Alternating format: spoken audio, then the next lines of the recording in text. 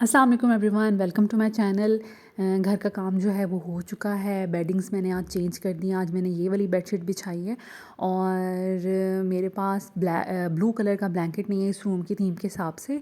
तो ये जो थ्रो है मैंने इसको इस तरह बिछा दिया है कि ये ऐसे लगे जैसे ब्लैंकेट है, तो कुछ इस तरह की लुक बन रही है।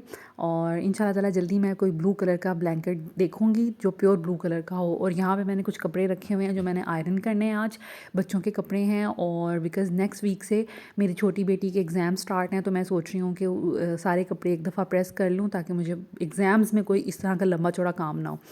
तो जी, रूम की ये सिचुएशन है। अल्हम्दुलिल्लाह सफाई हो गई है और सारी क्लीनिंग और बेडिंग्स वगैरह भी चेंज हो गई हैं। इसके बाद बच्चों के रूम की सिचुएशन इस तरह की है। जो मेरी मेड हैं वो बड़ी जल्दी आ जाती हैं। मैंने उनको कहा हुआ है कि सुबह सुबह आ जाया करें ताकि मेरा काम जो है वो जल्दी हो जाए और फिर ये है कि सारा दिन बहुत अच्छा गुजर जाता है। तो ये है सिचुएशन। उसके बाद सुबह मैं सुबह सुबह जाकर ये हस्बैंड के साथ कुछ वेजिटेबल्स ले आई थी जो कि मैं अभी आपको निकाल के दिखाऊंगी और कि मैं क्या क्या लेके आई हूँ। इकट्ठी मैं वेजिटेबल्स ले आती हूँ बिकॉज़ यहाँ पे बहुत ज़्यादा मसला है वेजिटेबल्स का। तो ये साग है, साग मैं लेके आई हूँ और आज मैं आपको बताऊंगी कि साग कैसे बनाते हैं जिन लोगों को नहीं पता। तो सबसे पहले मैं आपको दिखा दूँ, मैं कुछ बनानास ले आई थी, कुछ वेजिटेबल्स थी।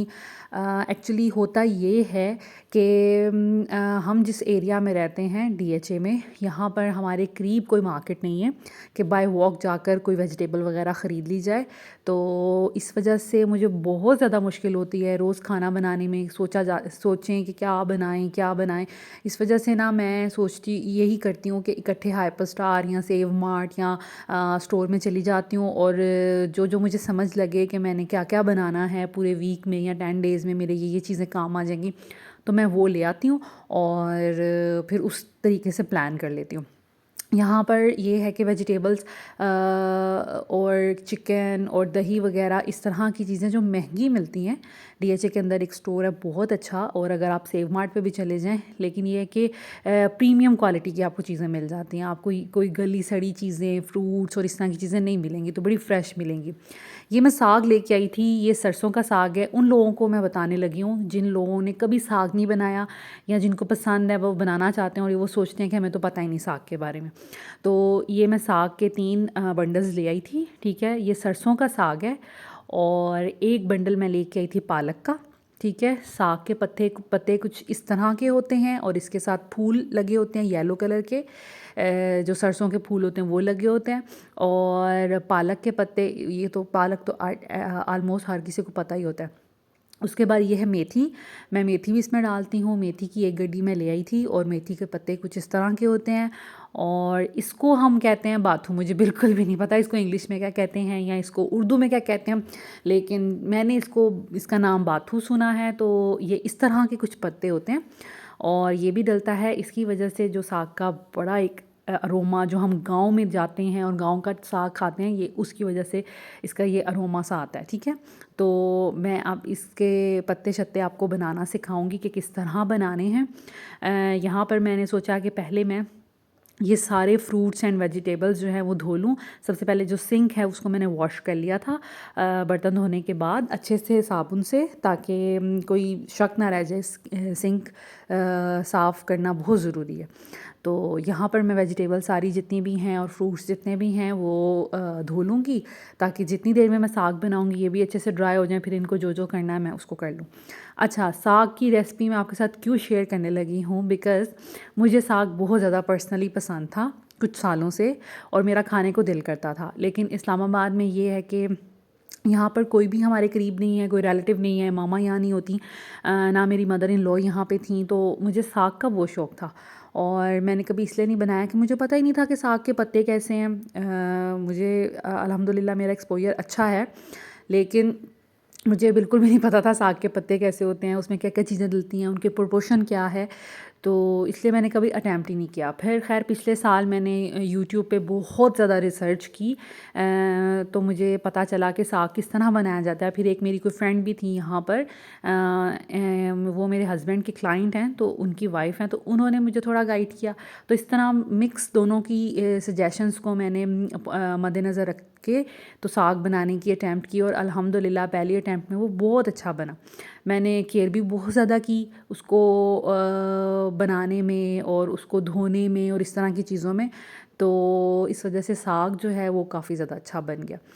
तो मैं इसलिए आपके साथ शेयर कर रही हूँ कि कुछ ऐसी लड़कियाँ हो सकती हैं, कुछ ऐसी लेडीज़ हो सकती हैं जिनको साग के बारे में बिल्कुल नहीं पता और उन्होंने कभी भी नहीं बनाया, हालाँकि पसंद है लेकिन इसलिए नहीं बनाया कि हमें बनाना नहीं आता या हमसे सही बनता नहीं है, बिकॉज़ मेरी मदर को भी नहीं आता। तो इस वजह से मेरी मदर की कोई फ्रेंड बना देती होती थी, तो वो मामा मुझे जब भी मैं लाहौर जाती थी तो दे देती थी। ख़ैर यहाँ पर सारी वेजिटेबल्स मैंने वॉश कर ली हैं, फ्रूट्स भी वॉश कर लिए हैं। ये बैग्स थे जिनमें वो आए थे, ये मैं स्टोर कर लेती होती हूँ, चीज़ें डालने के काम आ जाता है जैसे हर कोई करता है।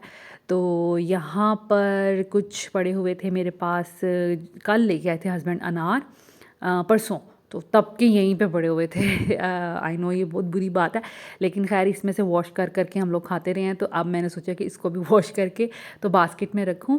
और बच्चे बहुत शौक़ से मेरे जो हैं वो अनार खाते हैं। मेरी जो छोटी बेटी है वो तो फिर रह नहीं पाती, उसको तो 3 टाइम फिर अनार चाहिए। खैर अब यहाँ पर मैंने कार्पेट एरिया में बिछा ली है एक शीट, चादर जो बेडशीट टाइप होती है कोई पुरानी, उसके साथ मैंने शीट बिछा ली है। यहाँ पे सारी वेजिटेबल, कटिंग बोर्ड, पतीला रख दिया है। इसमें अब मैं बना के रखती जाऊँगी। बैठ के करने वाला ये काम है तसल्ली से, क्योंकि ये बहुत टाइम टेकिंग काम है, इसलिए इसको बैठ के करना चाहिए। और साथ मेरा भाई एक मूवी देख रहा था तो मैंने भी सोचा मैं भी साथ साथ इंजॉय कर लूँगी। ओके, तो ये सबसे पहले मैं बनाने लगी हूँ बाथू। ठीक है, इसके पत्ते कुछ इस तरह आपने काटने हैं। इसकी जो डंडियाँ होती हैं वो आपने बिल्कुल भी नहीं डालनी। ठीक है, सिर्फ पत्ते ही इसके काम आएंगे, इसके और मेथी के पत्ते। हाँ, अगर एंड पे थोड़ी बहुत जो बिल्कुल लास्ट में लगी होती है बंच पूरा पत्तों का, तो उसके साथ अगर कोई डंडी है तो आप वो भी डाल दें, अदरवाइज़ इसकी डंडियाँ आपने नहीं डालनी। मैं अभी आगे चल के आपको दिखाऊंगी कि किस तरह इसको बनाना है। और इस तरह के पत्ते इसमें बिल्कुल भी नहीं जाएंगे, जो हल्के हल्के पीले पीले होंगे तो इनको अवॉइड करें कि ये आप नहीं डालें।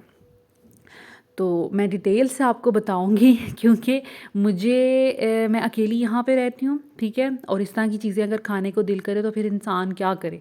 तो इस वजह से मैंने खुद ही सीखा, खुद ही बनाया और अल्हम्दुलिल्लाह मुझे आ गया। तो मैंने सोचा कि मैं ये वीडियो इसीलिए बनाऊं कि एक काम तो मैं कर ही रही हूँ, मैं साग बना रही थी अपने लिए, तो मैंने सोचा कि मैं फिर सबके साथ शेयर कर दूँ ताकि सबको पता चल जाए। ओके, तो ये बाथू जो है ये मैंने बना लिया था जैसे मैंने आपको बताया। उसके बाद मैं मेथी स्टार्ट की। ये दोनों चीज़ें थोड़ी थोड़ी थी, इस वजह से मैंने फिर सोचा कि मैं इनसे स्टार्ट करती हूँ। तो यहाँ पर मैंने जो है मेथी भी इसी तरह मैं उसके पत्ते जो हैं और हल्की हल्की डंडियाँ जो पत्तों के साथ लगी होती हैं उसको नहीं ज़ाया करूँगी। तो इस तरह मैं इसके पत्ते जो सारे निकाल लूँगी और उनको बस आपने रफली सा उसको काट लेना है, वो ज़्यादा बारीक बारीक काटने के चक्करों में नहीं पड़ना। इस तरह आपने लेते जाना है और इसको आपने बस रफली काटते जाना है। पहले लोग इसको बहुत बारीक काटा करते थे, लेकिन ऐसा कुछ भी नहीं है, ये बड़ा गलत कॉन्सेप्ट है। बस रफली इसको काटें, बिकॉज़ ये तो पत्ते हैं। आपने इसको तकरीबन 1 घंटे के लिए, 2 घंटे के लिए इसको पकाना है, 1 से 2 घंटे के लिए। तो ये तो इतने नरम से और नाजुक से पत्ते हैं, तो इनको तो बहुत ज़्यादा कुक करने की ज़रूरत ही नहीं है। आप इसको रफली काटें और फिर ये 1 घंटे के लिए पकते रहेंगे, तो इनको तो फिर कुछ करने की ज़रूरत ही नहीं है। तो आपको कोई ज़रूरत नहीं है कि आपने बारीक बारीक और आपके पास कटर होना चाहिए और इस तरह। ठीक है, ओके। तो अब मैं साग काटने लगी हूँ। साग के इस तरह आपने बस इतनी इतनी जो इसकी जड़ें हैं वो आपने लेनी है, सिर्फ इतनी इतनी। और अगर कोई मोटी है तो उसको छील लेना है आपने, जैसे मैं पहले कर रही थी अभी थोड़ी देर पहले। तो आपने उसको छीलते जाना है और इस तरह आप एक बंच हाथों में बना लें और उसको फिर आप काटते जाएं। तो ध्यान रखें इससे ज़्यादा आप ना लें, वरना फिर वो आपका कड़वा सा साग बनेगा और वो वेस्ट ही करना होता है आपने। तो बाकी बस इतना सा आपने लेना है, तकरीबन 2 से 3 इंच, 3 इंच के करीब। ठीक है, और बाकी पत्ते पत्ते इसके जाएंगे सारे। और हाँ, इसके जो एंड पे फूल होते हैं लास्ट में जो लगे हुए, वो आपने बीच में नहीं डालने, उनको अवॉइड कीजिएगा, उनको निकाल लीजिएगा। ठीक है, तो बस यहाँ पर मैंने सारे जितने भी थे साग के पत्ते बंडल्स जितने भी थे वो मैंने सारे काट लिए, थोड़े से रह गए हैं। तो अब मैं बस इनको भी काट लूँगी और फिर मैं आपको बताती हूँ कि इसको वॉश कैसे करना है। क्योंकि साग को बनाना कोई काम नहीं है, लाइक उसको पकाना कोई काम नहीं है, वो तो बहुत इजी और सिंपल है, उसमें कोई इंग्रेडिएंट्स नहीं जाते, कोई उसमें रॉकेट साइंस नहीं है। लेकिन इसको काटना और इसको धोना एक काम है। काटने का तरीका मैंने आपको बता दिया, आगे चल के मैं इसको डिटेल से धोने का तरीका भी बताऊंगी और आपने उसको बिल्कुल फॉलो करना है। तो यहाँ पर जो है साग और पालक मैंने इसमें साग इसमें डाल लिया था, मेथी और बाथू इसमें डाल लिया था अलग अलग बर्तनों में, और पालक मैंने इसी में डाली थी एक अलग बर्तन में। और मैं इसी तरह इनको स्टेप बाय स्टेप वॉश करूँगी ताकि मेरा जो वॉशिंग है वो अच्छे से हो जाए, ठीक है। अच्छा, साग जो है मैंने 3 गड्डी लिया था, मेथी और बाथू जो है वो मैंने एक एक गड्डी ली थी, और पालक एक गड्डी, ठीक है। तो ये टोटल मेरा साग है, ये होगा 3 किलो साग, जिसमें मैंने डाला है 3 किलो साग में मैंने 1 किलो पालक डाली है, और 1 पाव के करीब होगी मेथी, और 1 पाव के करीब ही होगा बाथू, ठीक है। तो ये सब चीज़ें हैं, और इसमें तकरीबन आधा पाव के करीब डलेंगी हरी मिर्चें। तो यहाँ पर सबसे पहले बाथू और जो मेथी था उसको मैं धो रही हूँ। आपने धोने का जो प्रोसीजर है वो बहुत अच्छे से फॉलो करना है, आप देखते जाएं, क्योंकि अगर इसमें बहुत ज़्यादा मिट्टी होती है, क्योंकि ये ज़मीन से जड़ों से निकाला जाता है, तो या इसके अंदर बहुत ज़्यादा पत्तों के अंदर मिट्टी होती है, और पत्ते एक दूसरे के साथ लिपटे हुए होते हैं, तो इस वजह से मिट्टी जो है वो इसके अंदर जम जाती है। और अगर आप इसको अच्छे से वॉश नहीं करेंगे तो आप जब खाएंगे साग बना हुआ, तो आपको वो एक मिट्टी मुंह में फ़ील होगी, ठीक है। तो आपने इसलिए धोना बहुत अच्छे तरीके से, ये देखें कितनी इसके अंदर रेत है, मैं इसको 3 दफ़ा धोऊंगी सब चीज़ों को, ठीक है। तो क्योंकि एक दफ़ा ऐसे ही हुआ था, मैंने बाहर से ऑर्डर किया साग, मेरा बहुत खाने का दिल था और मुझे बनाना नहीं तब आता था, लास्ट ईयर की बात है। तो मैंने सोचा कि मैं किसी से ऑर्डर कर दूँ, मैंने नेट पे बहुत रिसर्च किया, बहुत से पेजेस, फिर फाइनली एक फूड पेज था, उसको मैंने कांटेक्ट किया, उनके पास साग था, मैंने मंगवा लिया, और मैंने थोड़ी लालच भी की, मैंने आधा किलो पका वाला एक साग मंगवा लिया। और आप यकीन करें कि जब मैंने उसकी पहली बाइट ली है, घर आया, देखने में अच्छा लग रहा था, जब मैंने उसकी पहली बाइट ली है तो मुझे रेत फील हुई है। उन्होंने अच्छे से धोया नहीं था, उसको पकाया चाहे जितनी मर्ज़ी मेहनत से हो, लेकिन अगर अच्छे से ना धोया हो तो आप सोच सकते हैं कि उसका क्या बना होगा। मैंने फिर वो सारा वेस्ट किया, क्योंकि वो बिल्कुल भी खाने के लायक नहीं था। उसके बाद फिर मैंने डिसाइड किया नहीं, अब तो मैंने पकाना सीख लेना है। फिर मैंने रिसर्च की नेट पे और मैंने पकाना सीख लिया। आपने देखा होगा कि मैंने किस तरह इसको वॉश किया है, आपने इसी तरह, और ये इसका सही तरीका भी यही होता है, एक किसी बर्तन में पानी फिल करें, उसमें इसके पत्ते डालें, थोड़ा सा उसको डिप करें, और फिर किसी स्ट्रेनर में उन पत्तों को आप स्ट्रेन करने के लिए रख दें, ठीक है। तो यही इसके स्टेप हैं, और आपने इसी तरह उसको वॉश करना है ताकि अच्छे से वॉश हो जाए, कोई चांस ना रह जाए इसमें मिट्टी का या रेत का, ठीक है। तो इस तरह आपने करते जाना है, और मेक श्योर कि आपका साग जो है, पत्ते जो हैं ज़ाया ना हो, क्योंकि जितनी दफ़ा आप पानी बहाएंगे ऑफ कोर्स पत्ते तो ज़ाया होंगे। तो फिर आपने इस तरह की कोई छोटी सी टोकरी ले लेनी है, जिसमें आप जो आपके स्ट्रेनर का काम करेगा, और आपके जितने भी पत्ते हैं, क्योंकि कुछ मुझसे नीचे गिर गए थे, तो फिर मैंने सोचा कि मैं कोई स्ट्रेनर ले लूँ ताकि पत्ते ज़ाया ना हो, क्योंकि साग बहुत मेहनत से काटा जाता है, बहुत मेहनत से धोया जाता है, और ये रोज़ रोज़ नहीं पक सकता, ठीक है। और जिस तरह मैं हूँ, मेरी अकेले जैसे बंदे के लिए, कि जो इतनी दूर अकेले रहते हैं, और मेरे पास मेरे करीब ना कोई रिलेटिव है, ना कोई घर में हेल्पर है, तो इस तरह का काम एक दफ़ा ही किया जाता है, बार बार नहीं किया जाता बच्चों के साथ। हाँ, मैं सीज़न में 1 से 2 दफ़ा, 2 से 3 दफ़ा भी बना लूँगी, लेकिन ये है कि फिर रोज़ रोज़ नहीं है बनता, तो इसलिए इसको आप केयर करें ताकि ये जो पत्ते वगैरह इसके वेस्ट ना हो। वैसे भी पक कर भी इसने बहुत ज़्यादा जो है ना थोड़ा हो जाना है, ठीक है। इसकी क्वांटिटी जो है कम हो जाती है, क्योंकि पत्ते हैं बेसिकली, तो इस वजह से ये फिर इसकी क्वांटिटी काफ़ी कम हो जाती है। ओके, तो इसके बाद ये है कि मैंने वो दोनों चीज़ें धो ली थी, अब मैंने पालक धोना शुरू की है। पालक को मैं धोऊंगी, और वही तरीका होगा, आप देखें। अच्छा, बाथू और मेथी ज़्यादा उसमें रेत थी, पालक में इतनी ज़्यादा नहीं थी, लेकिन फिर भी मैंने सब चीज़ों को ही 3 दफ़ा धोया है, और जिन जिन बर्तनों में मैंने इनको डाला था इसीलिए मैंने इनको देगचियों में डाला था, ताकि मैं इसी में इनको डिप करके तो फिर स्ट्रेनर में डालती जाऊंगी और इनको वॉश करती जाऊंगी। तो यही इसका तरीका है, आपने इसी तरीके से वॉश करना है, और फिर तो कोई वो चांस ही नहीं है कि इसमें कोई रेत या कोई चीज़ रह जाए, ठीक है। ओके, तो बाकी तीनों चीज़ें धुल गई हैं। अब ये लास्ट बारी जो है ये साग की है। साग को मैंने उसी पतीले में रखा और अब मैंने दूसरे पतीले में भी पानी डाल लिया और साग वाले पतीले में भी पानी डाल लिया। तो ये तकरीबन अब 2 दफ़ा धुल जाएगा। एक दफ़ा बड़े पतीले में धुल चुका है और दूसरी दफ़ा मेरे ये जो छोटे वाले पतीले हैं इसमें धुल जाएगा और फिर मैं इसको स्ट्रेनर में डाल के अब ये जो थर्ड टाइम मैं धो रही हूँ उसको, ठीक है। तो 3-3 दफ़ा मैंने चारों चीज़ों को धो लिया है। अब कोई चांस नहीं है कि इसमें कोई रेत कोई मिट्टी रह जाएगी, ठीक है। तो आपने भी इसी तरीके को फॉलो करना है।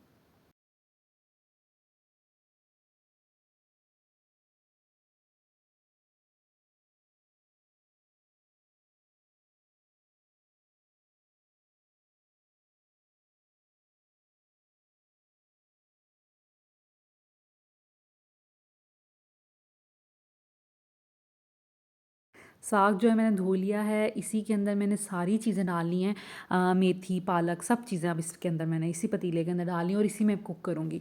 और बाकी सारी चीज़ें मैंने साथ ही वॉश कर दी हैं ताकि जो मेस है किचन में वो ना हो। और अब मैं इसको पकने के लिए रख दूँगी। ओके, तो यहाँ पर मैंने इसको पकने के लिए रख दिया है। इसी देगचे में हमने इसको पकने के लिए रखना है। इसमें मैं 1.5 जग जो है ये 1 लीटर इसमें पानी आता है। तो इसमें मैंने 1.5 जग पानी मीन्स 1 लीटर पानी डालना है। आप चाहें तो इससे थोड़ा सा कम भी कर सकते हैं, लेकिन ये कि बस इतना रखें ये सही रहेगा। तो अब मैंने इसमें कुछ भी नहीं डालना, कोई कोई इंग्रेडिएंट नहीं और डलेंगे, सिर्फ पानी डलेगा क्योंकि हम बेसिकली साग को इसमें उबाल रहे हैं। पानी आपने वेस्ट नहीं करना और बस आपने इसको मीडियम टू लो फ्लेम पे इसको ढक कर रख देना है तकरीबन 1 घंटे के अंदर। तो 1 घंटे के बाद इसकी कुछ ये सिचुएशन है। पानी साग का अपना भी पानी होता है, लाइक इन पत्तों में अपना भी पानी होता है। तो ये देखें आप, इसमें काफ़ी पानी है और जो साग है वो पक चुका है। 1 घंटे के लिए मैंने इसको रख दिया था। अब मैं क्या करूँगी, इसका चूल्हा बंद कर दूँगी और इसको थोड़ा सा ठंडा होने दूँगी क्योंकि हमने इसको ब्लेंडर में ब्लेंड करना है। जितनी देर साग ठंडा हो रहा था तो मैंने सोचा कि मैं कुछ कपड़े आयरन कर दूँ और कुछ कपड़े मैंने आयरन कर दिए थे जब साग पक रहा था। क्योंकि हम लोगों को घर में इसी तरह काम करना, मैनेज करना पड़ता है, ठीक है। तो ये कपड़े कुछ पड़े और हुए हैं जो मैंने प्रेस करने हैं। आज मैंने बस बच्चों के सोचा कि मैंने बड़ी बेटी, तीनों बेटियों के सारे कपड़े प्रेस कर देने हैं। तो वो काम साथ साथ चल रहा था। उसके बाद जब साग थोड़ा सा ठंडा हो गया कि बस इतना ठंडा हो जाए कि आपका जो ब्लेंडर है वो ख़राब ना हो। अच्छा, अगर आपके पास हैंड ब्लेंडर है तो आप डायरेक्ट देगचे में हैंड ब्लेंडर के साथ साग को ब्लेंड कर सकते हैं, ठीक है। ब्लेंडर नहीं है तो आप ये जो जूसर हर किसी के घर में होता है, आप इसके अंदर डाल डाल के उसको करते जाएं और आपने सिर्फ थोड़ी देर, मेरा ख्याल है कि मुश्किल से 5 से 6 सेकंड के लिए आपने इसको घुमाना है। फिर ही आपका वो सही गाँव वाला टेक्सचर बनेगा, क्योंकि वो तो हाथ से करते हैं लेकिन आजकल का दौर नहीं है हाथ वाला, हर घर में वो घोटना। अगर तो आपके पास है तो ठीक है, आप उससे कर लें, लेकिन उसमें बहुत मेहनत जाती है। तो मैं तो इसी में करती हूँ, ये बहुत कन्वीनियंट है। अगर आपके, मेरे पास हैंड ब्लेंडर नहीं है वरना मैं उससे कर लेती, लेकिन अगर आपके पास है तो आप उसके साथ कर लें। और पानी जो इसमें रखने का मकसद, साग के अंदर पानी रखने का मकसद यही था कि जब हम ब्लेंडर में उसको ब्लेंड करेंगे तो वो पानी जो है वो उसकी वजह से ब्लेंडर को घूमने में आसानी होगी। अच्छा, तो जो लास्ट उस सेक्शन रह गया था साग का, तो उसमें ही मैंने हरी मिर्चें भी डालनी हैं। तकरीबन मैंने 10 से 12 मिर्चें डाली हैं। आप जितनी तीखी मिर्चें, जितनी कम मिर्चें हैं उस हिसाब से उनकी क्वांटिटी को ज़्यादा या कम कर सकते हैं। तो ये मुनासिब सी मिर्चें थी तो मैंने इसमें 12 डाल दी हैं, ठीक है। और साग भी ज़ाहिर बात है थोड़ा ज़्यादा था तो इस वजह से 12 मिर्चों को मैंने इसके अंदर ब्लेंड कर दिया है। अब मैं इसको शिफ्ट कर लिया है मिट्टी की हांडी में। मैं वैसे पिछले साल मैंने साग जो है 2-3 दफ़ा बनाया मैंने मिट्टी की हांडी में, लेकिन वो थोड़ा होता था इसलिए इसमें बन जाता था। इस दफ़ा थोड़ा ज़्यादा था तो इस वजह से पहले मैंने उसको उबाला है स्टील वाले में, और अब मैंने फिर सोचा कि फ़ाइनली अब जो बनना है वो फिर मैं मिट्टी की हांडी में बनाऊँ। ओके, तो इसमें मैंने डाले, इसमें जो मैंने इंग्रेडिएंट डाले हैं, मैंने इसमें 3 टीस्पून नमक डाला है, ठीक है। और इसमें 2 टीस्पून मैं इसमें डालूँगी जो चिली फ्लेक्स होते हैं रेड वाले, वो डालूँगी एंड दैट इज़ इट। इसमें और कोई मसाला नहीं जाएगा। अच्छा, आप जितना चीज़ों को सिंपल रखेंगे उतनी उनकी ऑथेंटिसिटी जो है वो ज़्यादा होगी, ठीक है।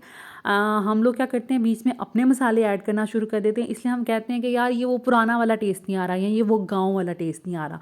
तो अगर आप वही उसी तरह का साग खाना चाहते हैं तो आपने सिर्फ ये 2 इंग्रेडिएंट्स डालने हैं ताकि इसकी जो रेसिपी है वो ऑथेंटिक रहे, फ्लेवर जो है ऑथेंटिक रहे। तो इसमें नमक डाला है और चिली फ्लेक्स डाले एंड दैट इज़ इट, और हमने कुछ भी नहीं इसमें डालना। तो बस मैं अब इसको तेज़ आंच पे मैंने इसको पका लिया था। इसकी कंसिस्टेंसी जो है पहले थोड़ी लूज़ थी, अब मैंने इसको थोड़ा थिक कर लिया है। और इसी तरह बस आपने इसको थोड़ा सा, मैं इसको और पकाऊंगी ताकि थोड़ा सा ये ना इसकी कंसिस्टेंसी थोड़ी थिक हो जाए।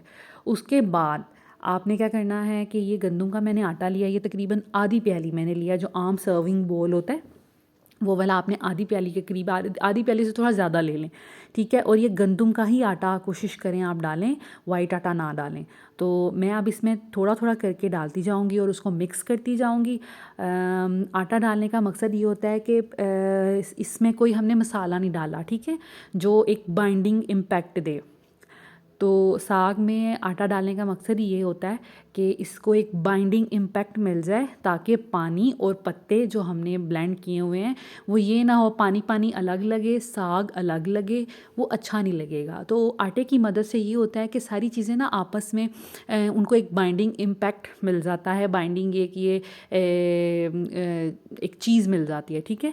तो आपने इसीलिए इसमें आटा डालना है। और दूसरा ये कि मुझे ये लगता है कि आटा जब ना डालें तो साग इतना शाइनी शाइनी नहीं लगता। आफ्टर आटा डालने के जो साग है वो थोड़ा शाइनी शाइनी हो जाता है। पता नहीं ये मेरा अपना मिसकंसेप्शन है, मेरी ख़ुद की सोच है, लेकिन मुझे ऐसा लगता है कि साग के ऊपर एक ना शाइन सी आ जाती है। खैर अब पता नहीं ये सच है कि नहीं, लेकिन मुझे ये लगता है। तो मैंने बस इसमें आटा डाला और उसके बाद मैंने इसको अच्छे से घुमा लिया, बहुत ज़्यादा घुमाया, और अब बबल्स बनना शुरू हो गए हैं। अब ये देखिए कितना स्मूथ सा इसका टेक्सचर हो गया आटे की वजह से, और अब इसमें बबल्स बन रहे हैं। कंसिस्टेंसी मुझे इतनी चाहिए एंड दैट इज़ इट। हमारा साग जो है तैयार है। अब मैं इसको चूल्हा बंद कर दूँगी। साग हमारा जो है तैयार हो गया है और मैंने इसका चूल्हा बंद कर दिया था। इस चीज़ को भी तकरीबन 10-15 मिनट हो गए हैं, और अब ये देखिए इसकी कितना अच्छा एक स्मूथ सा टेक्सचर बन गया है, शाइनी शाइनी लग रहा है, और कंसिस्टेंसी भी इसकी बहुत अच्छी बन गई है। एक अब दूसरी तरफ मैं इसका तड़का बना लूँगी। तड़का मुझे उतना ही चाहिए जितना आज हम लोगों ने खा लेना है, थोड़ा सा मैं अपने नेबर्स की तरफ भेजूँगी, तो इसलिए मैं बस तड़का लगा रही हूँ। इसमें आपने ले लेना है घी। अगर आपके पास घी नहीं है ऑयल ले लें, ऑयल नहीं डालना, देसी घी डालना है वो ले लें, आपकी अपनी मर्ज़ी है, ठीक है। आप कुछ भी कोई भी तरह का आप ऑयल या घी यूज़ कर सकते हैं। उसमें मैंने लहसुन के कुछ जवे डाले हैं, ठीक है, और उनको हमने ब्राउन कर लेना है। लहसुन के जवे जो हैं वो मोटे मोटे काटने हैं आपने, ठीक है, इससे बड़ा एक मज़े का इम्पैक्ट आता है। और बस अब इसमें मैं साग डालूँगी, जितनी भी आपको क्वांटिटी चाहिए आप उस हिसाब से तड़का लगा लें, और साग आपका तैयार है। तो जितना मुझे साग चाहिए था मैंने उतना डाल लिया है। उसके बाद मैं फ़ौरन इसको नहीं उतारूँगी, मैंने इसको थोड़ा सा पकाना है, लाइक थोड़ा सा इसकी भुनाई करनी है। तड़का इस तरह नहीं लगाना कि बस आपने तड़का लगा लिया और साग डाला, थोड़ा सा घुमाया एंड दैट इज़ इट। इसकी कंसिस्टेंसी मैंने इसीलिए इतनी रखी है कि मुझे थोड़ा सा ये पकेगा, जब तड़का लगेगा अच्छी तरह तो फिर उसकी साथ साथ थोड़ी भुनाई भी होगी। इस पॉइंट पे आप नमक वगैरह चेक कर सकते हैं, जितना आपको चाहिए हो तो आप डाल भी सकते हैं, और अगर मिर्चें भी ज़्यादा चाहिए हो तो चिली फ्लेक्स भी डाल सकते हैं। तो साग मेरा तैयार है। ऊपर मैंने थोड़ा सा मक्खन डाल दिया है और चूल्हा मैंने बंद कर लिया है। और ये जो मिट्टी की हांडी होती है ना, ये देसी किस्म का हमारा सिज़लर होता है ये चूल्हा मैंने बंद कर लिया और फिर भी बबल्स बनते जा रहे हैं। आप देख सकते हैं अभी मैंने टेबल पे भी रख दिया है और बिल्कुल बबल्स अभी भी बन रहे हैं। तो yeah this is the final look of the saag. I hope कि आपको रेसिपी पसंद आई होगी और इसको ट्राई ज़रूर एक दफ़ा कीजिएगा। तो साग भी बन गया मेरा, और उसके बाद जो मेरा मेजर काम था बच्चों के कपड़े, वो भी मैंने प्रेस कर लिए हैं। सारे कपड़े इनके प्रेस हो गए हैं, आप देख सकते हैं। और मुझे कपड़ों को ना इस तरह कलर वाइज रखना बहुत अच्छा लगता है। लाइक पीछे डार्क कलर के कपड़े हैं, फिर वाइट हैं कुछ, और यहाँ पर पिंक हैं, उसके बाद ग्रे एंड रैंडम, और ये सारी उनकी पैंट्स एंड टाइट्स। तो अच्छा लगता है मुझे इस तरह कपड़ों को ना कलर वाइज रखना। और हाँ, मैं आपको बता दूं कि मैं एक ही हैंगर में 4-4 5-5 पैंट्स रख लेती हूँ। इस तरह ये है कि हैंगर्स की बचत हो जाती है, और कम स्पेस भी हो तो फिर भी आप इस तरह कर सकते हैं। मैं अपने हस्बैंड की पैंट्स भी इसी तरह करती हूँ। तो ये मेरी बड़ी बेटियों के कपड़े थे। और अब मैं आपको दिखाती हूँ छोटी बेटी के भी मैंने आज कर दिए थे। लाइक आज पूरा धोबी घाट बना हुआ था घर, और यहाँ पर मैंने अपनी छोटी बेटी के सारे कपड़े, उसके भी मैंने तकरीबन कलर वाइज रखे हैं। पहले वाइट हैं, फिर कुछ पिंक्स हैं, और फिर ये देखिए पिंक हैं, ये ब्राउन और रस्ट आ जाते हैं, और यहाँ पर ग्रेज़ हैं, और उसकी भी पैंट्स हैं, ये सारी ट्राउज़र्स और बड़ी बेटियों के अपर्स। और इस कबर्ड में मैं रखती हूँ नीचे हमारी जो जैकेट्स वगैरह हैं, फ़िलहाल मैंने यहाँ पे रखी हुई हैं। और गर्मियों में यहाँ पे कुछ नहीं होता, लेकिन सर्दियों में यहाँ पे जैकेट्स एंड अपर होते हैं, तो मैंने इनको ऐसे फोल्ड करके रख दिया है। और ये जूते पड़े हुए हैं बच्चियों के, और बस this is it. I hope कि आज की वीडियो आपको पसंद आई होगी, कुछ सीखने को मिला होगा, थोड़ी बहुत मोटिवेशन मिली होगी। तो थैंक यू सो मच। अल्लाह हाफिज़।